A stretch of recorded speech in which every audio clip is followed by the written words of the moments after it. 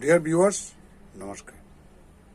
Dear viewers, today I am going to publish my video based on the placement results of Ketu in the third house of one's horoscope. I shall try to discuss what will be the impact of Ketu if it exists or if it is placed in the third house of one's horoscope. সুদর্শন আমি আজ Vedic আমি কোনো natives any natives of the zodiac science 12 zodiac science 12টি রাশির যে কোনো রাশির জাতক জাতিকাদের জন্মছকে ডিউরিং বার্থ টাইম জন্মকালীন সময়ে জন্মছকে থার্ড হাউস বা তৃতীয় ঘরের মধ্যে যদি কেতু অবস্থান করে তার ফল কি হতে পারে সে সঙ্গে আমি কিছু আলোচনা করার চেষ্টা করব in a nutshell. Please keep watching, please listen, please stay with me. Let's talk about the placement results of Ketu in the third house. আসুন আমরা কারো জন্মছকে তৃতীয় ভাবের মধ্যে কেতু অবস্থান করলে কি ফল হতে পারে সেটা সঙ্গে আমরা চুলচারা বিশ্লেষণ করি। What is Ketu? কেতু কি? অ্যাকর্ডিং টু দ্য বেদিক অ্যাস্ট্রোলজি, বেদিক জ্যোতিষশাস্ত্র অনুসারে Ketu is a nodal planet. Rahu Ketu, though Rahu Ketu have no existence in Vedic astrology, মধ্যে রাহু কেতুর কোনো অস্তিত্ব নাই।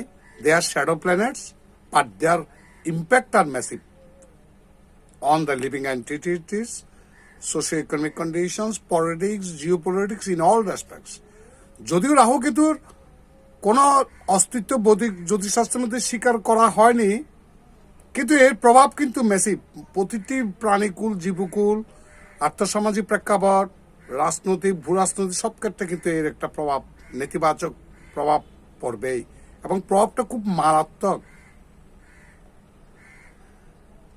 Rahu Ketu are the nodal planets.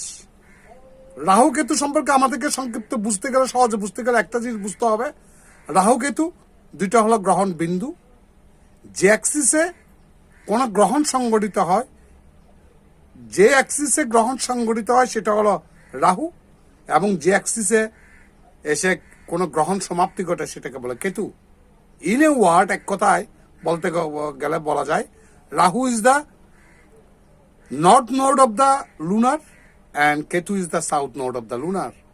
Rahu হলো চন্দ্রের উত্তর অংশটাকে আমরা বলি রাহু, এবং চন্দ্রের দক্ষিণ ছাদবিন্দুটাকে আমরা বলি Ketu.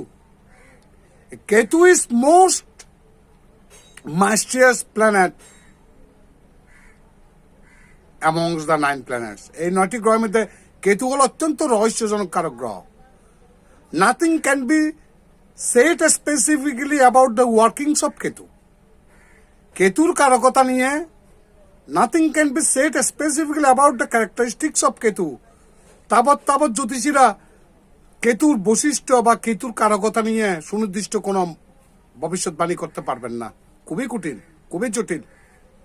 Ketu is the planet of detachment. Ketu হলো যে কোনো কিছু থেকে বিচ্ছিন্নতার কারক গ্রহ। Ketu is the planet of isolation. Ketu is the planet of mysterious, রহস্যের কারক গ্রহ। আমাদের সংসার জীবনের মধ্যে অনেক রহস্যজনক ঘটনা ঘটে যেগুলো কোনো রহস্য উদ্ঘাটন করা যায় না। যেমন একটা মানুষ বাজার করতে বেরিয়ে সাডেন ডিসঅ্যাপিয়ারেন্স, হঠাৎ করে তিনি জীবনের জন্য নিরুদ্দেশ হয়ে গেলেন, তার আর খোঁজ খবর পাওয়া যায়নি, চিরদিনের জন্য হারিয়ে গেলেন, অথচ ঘর থেকে বেরিয়েছে বাজার করতে। এই সাডেন ডিসঅ্যাপিয়ারেন্সটা কেতুর কারণে হয়। হয়তো ওই ব্যক্তির জন্মছকের মধ্যে কেতু চরমভাবে অশুভ অবস্থানে ছিল। গুপ্ত হত্যা, সিরিয়াল কিলার, গুপ্ত ষড়যন্ত্র, যেটাকে প্রসাদ ষড়যন্ত্র বলি, এসবগুলো কেতুর কারণে হয়। আবার কেতু ভালোভাবে থাকলে একজন ব্যক্তি গবেষক হতে পারে, রিসার্চ ফেলো হতে পারে। আবার গোয়েন্দা শাখা, ডিটেকটিভ ব্রাঞ্চের মধ্যে তারা উন্নতি করতে পারে। একজন ভালো গোয়েন্দা হতে গেলে কোনো in order to search the motive of crimes, কোনো অপরাধের ধরন শনাক্ত করতে গেলে, খুনি শর্ট আউট করতে গেলে, তদন্ত করতে গেলে, ক্রিমিনাল ট্রেস আউট করতে গেলে কেতুর আনুকূল্য থাকাটা স্বাভাবিক। থাকাটা অত্যন্ত বেশি প্রয়োজন। কেতু মিনস আনসার্টেন, কেতু মানে অদৃষ্ট। Ketu is the planet of our past life, আমাদের পূর্বজন্মের নির্দেশ করে কেতু। কোন একটা জাতকের জন্মছকে কেতুর অবস্থান দেখলে বোঝা যায় যে আপনি পূর্বজন্মে আপনি কি কর্ম সংগঠিত করে আসছেন এবং এই জন্মে আপনি কি কর্ম করতে আসছেন পূর্বজন্মের কর্মফল ভোগ করার জন্য। কেতুর অবস্থান দেখলে বোঝা যায় আপনি পূর্বজন্মে কি করেছিলেন এবং ইহজন্মে এই জন্মে আপনি সেই কর্মফল ভোগ করতে কি আপনাকে করতে হবে, কি করতে হবে সেটা রাহু ডিটেক্ট করে, কিন্তু পূর্বজন্মে আপনি কি ছিলেন, কেমন ছিলেন সেটা নির্দেশ করে কেতুর অবস্থান থেকে বোঝা যায়। কেতু মিনস আনসার্টেন, অদৃষ্ট, হোয়াট ইজ নট সিন, যা দেখা যাচ্ছে না, যা আমরা ভিজুয়ালাইজ করতে পারবো না চর্মচক্ষু দ্বারা, অথচ কিন্তু something is happening behind my back, আমার অন্তরালে কিছু করছে। This is Ketu. Ketu is a truly divine spiritual planet. Ketu হলো আধ্যাত্মিকতার কারক গ্রহ। Ketu is the planet of detachment from the material world. এই বস্তুগত ভোগবাদ থেকে বিচ্ছিন্ন করে রাখা, detachment from any kind of relationships, যে কোনো ধরনের সম্পর্ক থেকে বিচ্ছিন্ন করে রাখার কারক গ্রহ হলো কেতু। একজন ব্যক্তিকে সন্ন্যাস আধ্যাত্মিকতার চূড়ান্তে পৌঁছাতে গেলে দুইটা গ্রহের আনুকূল্য থাকাটা অত্যন্ত প্রয়োজন। একটা হলো শনি এবং একটা হলো কেতু। যার জন্মচক্রের মধ্যে অনেক বড় বড় বিখ্যাত মহাপুরুষের জন্মচক অ্যানালাইসিস করে দেখা গেছে তাদের জন্মচক্রের মধ্যে এই শনি এবং কেতুর শুভ অভাবে অবস্থানের কারণে তারা আজকে এই সাধনা চূড়ান্ত লেভেলে পৌঁছেছেন এবং তারা ঈশ্বর দর্শন করেছেন শুধুমাত্র শনি এবং কেতুর অবস্থানের কারণে। তো বলতে গেলে তো অনেক কিছু বলে শেষ করা যাবে না, কাজে আমার ভিডিওটা লেংথি না করার জন্য আমি সংক্ষিপ্ত আকার, আপনাদের ধৈর্যচ্যুতি না ঘটার জন্য সংক্ষিপ্ত আকারে আমি আলোচনা করার চেষ্টা করছি। Let's talk about the placement results of Ketu in the third house of one's horoscope. Ketu in the third house of Vedic astrology is seen to be shadow well known as the tail of a dragon that might sit in a twist manner affecting the house.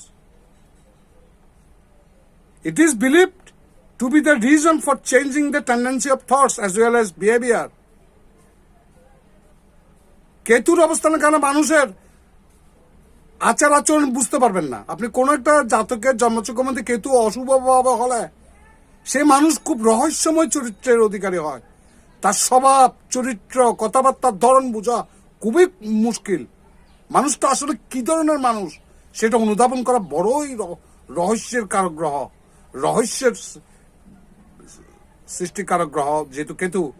তাহলে কারো জন্মচক্রের মধ্যে বিশেষ করে লগ্নে যদি কোনো কেতু থাকে, সেই জাতকের চরিত্র কিরকম, সেই মানুষটা কিরকম সেটা অনুধাবন করাটাই আপনার জন্য কঠিন হয়ে উঠবে, অন্য কিছু দূরের কথা। Ketu in the third house of one's natal chart might also affect the connection with their siblings. আমরা তৃতীয় স্থান থেকে আমরা হোয়াট উই জাজ ফ্রম দ্য থার্ড হাউস থেকে আমরা বিচার করি কারেজ, সাহস, পরাক্রম এবং ভাই বোন। যদি কোনো জাতকের জন্মচক্রের তৃতীয় ভাবের মধ্যে যদি কেতু অবস্থান করে, সেই জাতক জাতিকাদের ভাই বোনদের সাথে সম্পর্ক ভালো যাবে না, ভাই বোনের সাথে সম্পর্ক বিচ্ছিন্ন থাকবে। সোজা কথা, ভাই বোনের সাথে এদের সম্পর্ক টানাপোড়েন চলবে। And also one interest might be affected by Ketu. Ketu might impact on natives house to a great extent. মারাত্মকভাবে কেতু ওই তৃতীয় ভাবের উপর প্রভাব বিস্তার করে। The positive traits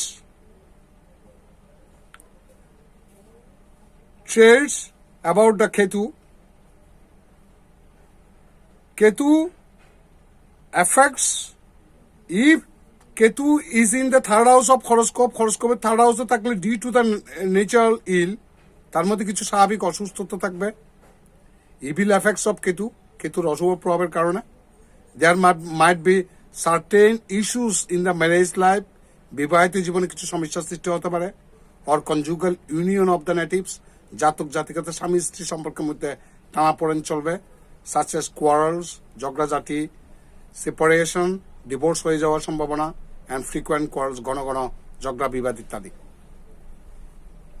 lack of understanding or overall family strives, পরিবারের কোনো মানুষের সাথে তার মানে আন্ডারস্ট্যান্ডিং বা বোঝাপড়া থাকবে না। The spouse might remain ill if most of the time, যদি কোনো জাতকের জন্ম থেকে তৃতীয় ভাবের মধ্যে কেতু থাকে, তার স্বামী বা স্ত্রী কেউ না কেউ শারীরিকভাবে অসুস্থ থাকবে। Career and finances if Ketu is in the third house, যদি কোনো জাতক বা জাতিকা তৃতীয় ভাবের মধ্যে কেতু অবস্থান করে, তার অর্থনৈতিক অবস্থা কেমন হতে পারে? It is considered advantageous for Ketu to be in the third house. আমরা জানি কেতু তৃতীয় ভাবের মধ্যে মোটামুটি ভালো ফল দিয়ে থাকে।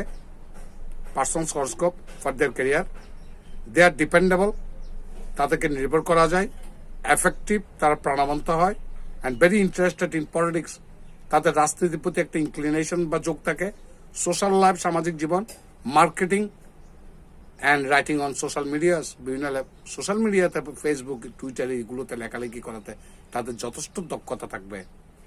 দে are also likely to base their careers mostly on the mentioned areas. আমি যে সমস্ত ক্ষেত্রগুলো বলছি সেই সমস্ত ক্ষেত্রগুলোর মধ্যে তাদেরকে জড়িত হতে দেখা যেতে পারে।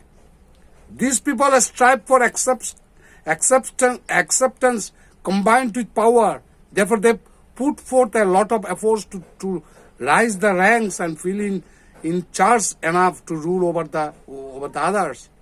তারা এই সমস্ত ক্ষেত্রের মধ্যে চাকরি করে, তারা মানুষের উপর প্রভাব চর্চা করতে সক্ষম হবে, এবং প্রভাব চর্চা করে তারা একদম টপ লেভেলে পৌঁছাতে তারা সক্ষম হতে পারে, যদি কেতু পীড়িত অবস্থায় না থাকে।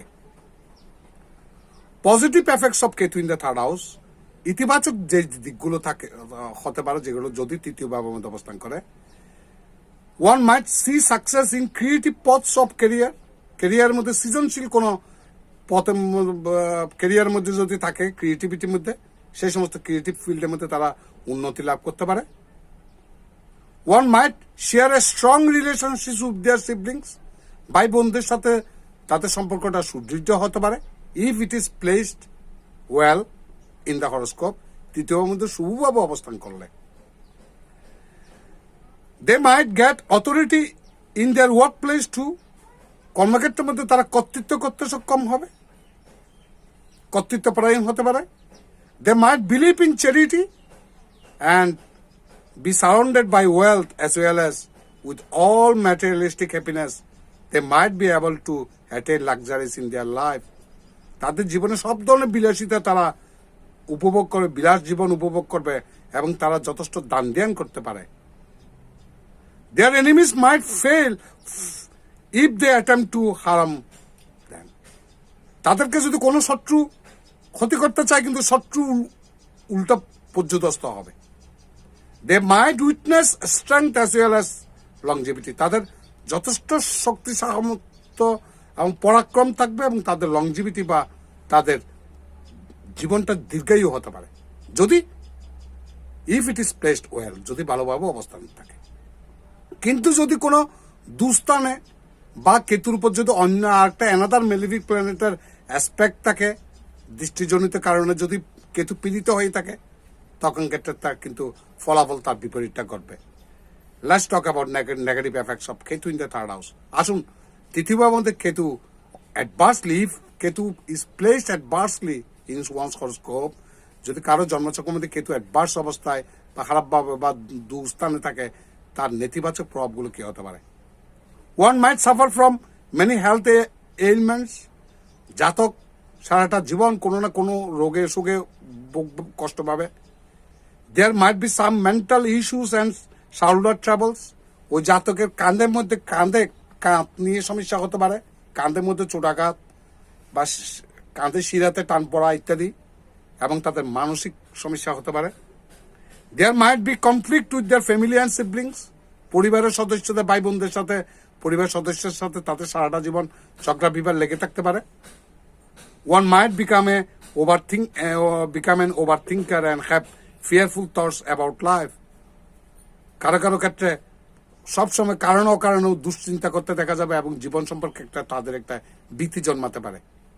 সংসার করতে, বিয়ে শাদী করতে পর্যন্ত তারা ভয় পাবে, যদি তৃতীয়ভাবে অশুভভাবে কেতু অবস্থান করে। One might see many misunderstanding in life and make controversial decision as well as regret the same later. তারা কিছু কন্ট্রোভার্সাল যে সিদ্ধান্ত তারা যে কাজটা করবে সেটা নিয়ে একটা না একটা ঝামেলা তাদেরকে পোহাতে হবে। কাজে যে কোনো কাজ নিয়ে তাদের বিপত্তিতে পড়তে হবে। আমি যা কিছু বলেছি, আমি একটা সামগ্রিক আলোচনা করেছি, সেটা প্লেসমেন্ট রেজাল্টস এর উপর বেসড করে। সেটা তো আর প্রত্যেক জাতক জাতিকার জন্মছকের মধ্যে একইভাবে অবস্থান করে না কেতু। আমি যে কথাগুলো বলছি কেতুর পজিটিভ এবং নেগেটিভ ইম্প্যাক্ট নিয়ে আপনারা আপনাদের ইন্ডিভিজুয়াল পার্সোনাল হরস্কোপটা কোন এক্সপার্ট অ্যাস্ট্রোলজারকে দিয়ে কাউন্সিলিং করিয়ে নেবেন। অবশ্য আমি যে কেতুর মেলিফিক এফেক্ট গুলো বলছি সেগুলো কিন্তু রেমিডির ব্যবস্থা আছে। সেটার একমাত্র রেমিডি পাথর, রত্ন পাথর ধারণ করে রেমিডি হয় তা নয়। এটার জন্য সবচেয়ে বড় রেমিডি হলো গণেশের মন্ত্র 108 বার পাঠ করতে হবে। ওম একদন্ত মহাকায়ং লম্বদরং গজাননম বিঘ্নং বিনাশকং দেবং হেরম্বং পরমাম্মম ওম গাং গণেশায় নম। একটা লাল ফুলকে লাল চন্দন দিয়ে বেটে গণেশের চরণে এই মন্ত্রটি পড়ে আপনি প্রতিদিন যদি পুষ্পাঞ্জলি দেন, কেতুর অশুভত্ব বহুলাংশেই কমতে থাকবে। আমি কেতুর পজিটিভ এবং নেগেটিভ এফেক্ট নিয়ে আলোচনা করা মানে does not necessarily mean that যে আমি আপনাদেরকে প্যানিক সৃষ্টি করছি, ভয় সৃষ্টি করছি। যদি অশুভভাবে থাকে সেটারও প্রতিকার আছে। আপনি অশুভ যদি আপনি জানতে পারলেন যে আপনার জন্মকালীন সময়ে আপনি কেতু অশুভভাবে ছিল, তাহলে আপনি এই ভিডিওটা শোনার পর আপনি সাবধান হয়ে গেলেন। তাহলে কোনো সিদ্ধান্ত নিতে গেলে আপনি সেভাবে চিন্তা ভাবনা করবেন যে আমি তো কেতু অশুভ অবস্থায় আছে, এই এফেক্ট হতে পারে, কাজে আমি সিদ্ধান্ত। Man is the master of himself. মানুষ নিজেই নিজের প্রভু। পৃথিবীতে ভালো এবং খারাপ বলতে কিছু নেই। Thinking makes it so. ভাবনাই মানুষকে ভালো এবং খারাপ পথে নিয়ে যায়। If I think good, everything will be good. আমি যদি সবকিছু ভালো ভাবি, সবকিছু ভালো। ইফ আই থিঙ্ক ব্যাড, আমি সবকিছু খারাপ ভাবি, everything will be bad. There is nothing either good or bad. পৃথিবীতে ভালো এবং খারাপ বলতে কিছুই নেই। Thinking makes it so. একমাত্র ভাবনাই মানুষকে ভালো এবং খারাপ পথে নিয়ে যায়। কাজে আমরা ভাবনাকে শুদ্ধ করি। ভাবনা শুদ্ধ করলে আমার কর্ম শুদ্ধ হবে। কর্ম শুদ্ধ হলে আমার পারদ্য শুদ্ধ হবে। আর কোনো চিন্তা ভাবনা, কোনো রত্ন পাথর, কারো কাছে, কোনো অ্যাস্ট্রোলজার কাছে দৌড়াদৌড়ি ছুটাছুটি কোনো কিছু প্রয়োজন নেই। শুধু আমার ভাবনাটাকে আমাকে সৎ করতে হবে, ভাবনাটাকে পজিটিভ করতে হবে, ইতিবাচক করতে হবে। আমার ভাবনা যদি আমি ইতিবাচক করি, আমি ইতিবাচক ফল পাব। নমস্কার, আপনারা ভালো থাকবেন।